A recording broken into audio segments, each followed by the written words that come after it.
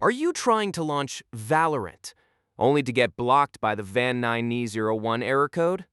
This happens because Riot Vanguard requires TPM 2.0 and UEFI secure boot to verify your operating system's security.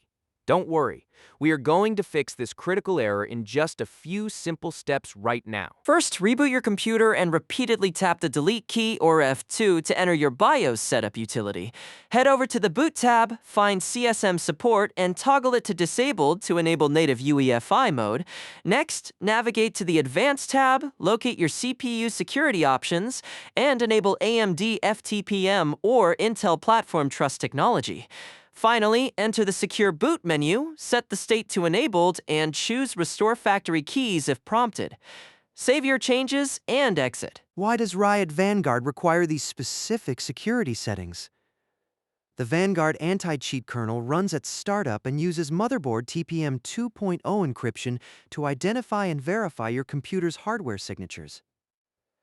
This prevents banned hackers and cheaters from simply spoofing their hardware IDs to bypass restrictions. Without these security layers active, the anti-cheat kernel blocks Valorant from launching. Once you reboot back into Windows, verify your security status.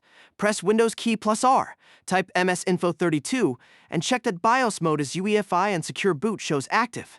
Next, run TPM MSC to verify that your specification version says 2.0 and the status shows ready for use. Now, your system is fully secure, and you are ready to jump back into the Valorant lobby.